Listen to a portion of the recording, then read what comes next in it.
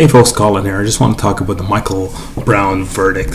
How they could not find, the grand jury could not find probable cause to put away that cop is unbelievable. I think we have to stop and really assess what's going on here, folks. America prides itself on being a fair-minded country.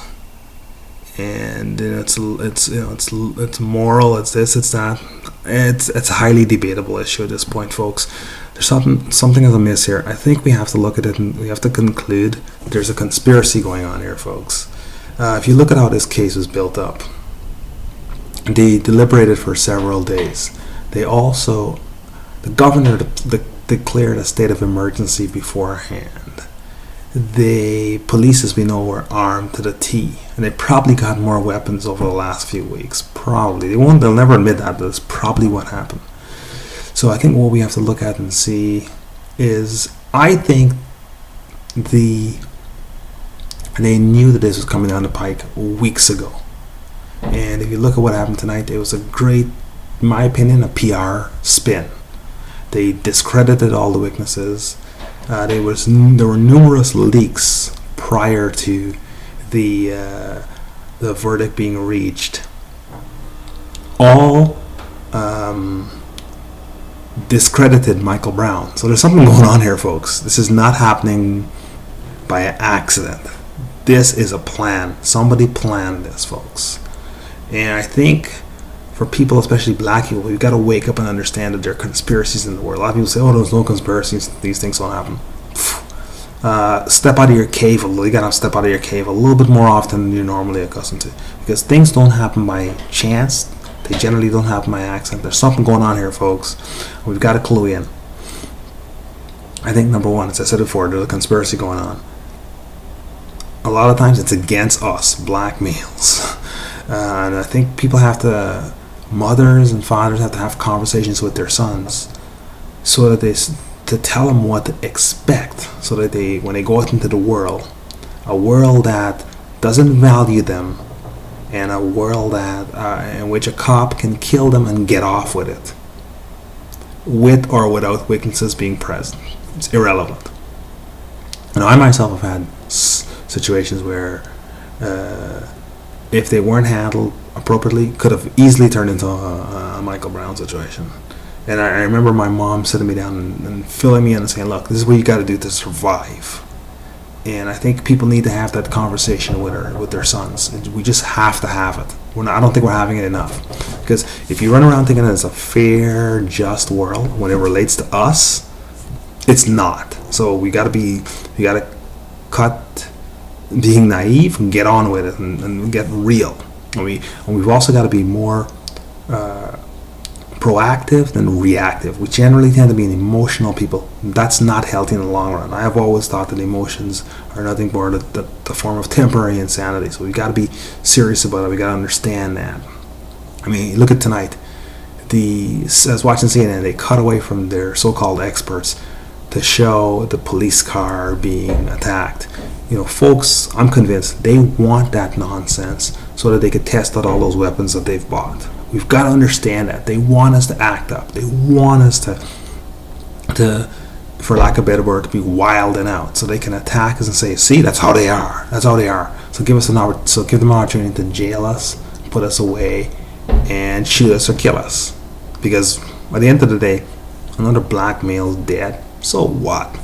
Next. Right? So that's just the way they added to this in the society. I'm not saying that all people are racist or all whites are racist, and that's not what I'm saying at all.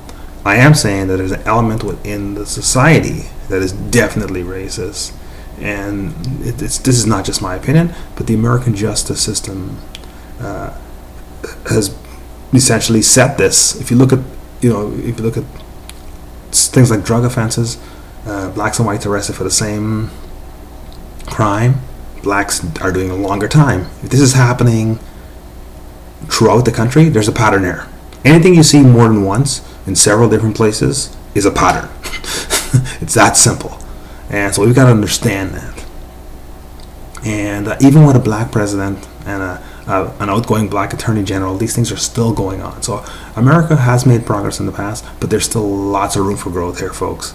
And there's still lots of room for enlightenment on both sides. And I think we have to focus on ourselves and realize, look, they don't like us. We need to like ourselves, and we need to understand what we're up against. I don't think a lot of us get that. So we've got to understand that. And that's what, to me, that's the message from this verdict. And we've got to learn how to deal with cops that doesn't put our lives in jeopardy.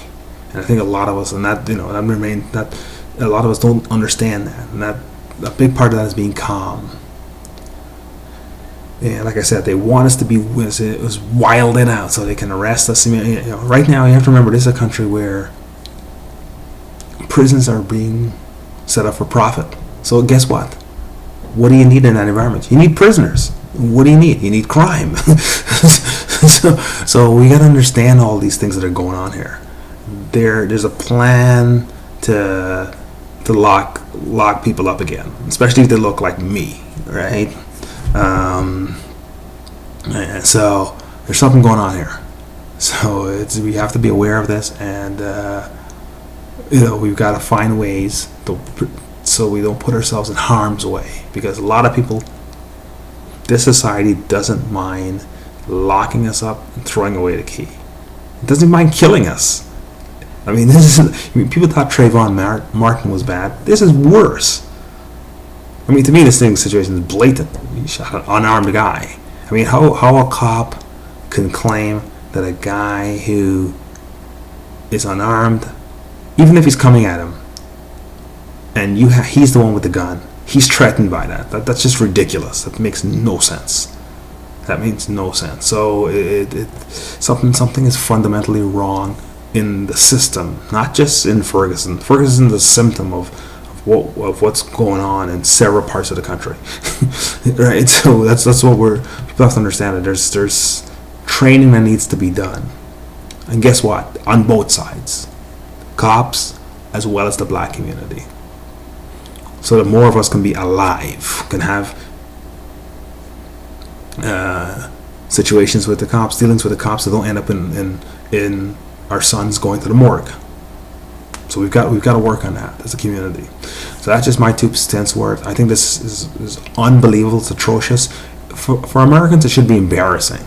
I mean, the world is watching, and they run around telling the rest of the world, "Oh, you need to do this, you need to do that, you need to do the right thing." Well, evidently they're not doing the right thing, right? I mean, "Oh, you guys are terrorists, this, that, and the other." Well, you got terrorism right in your own country, right? So something's wrong here.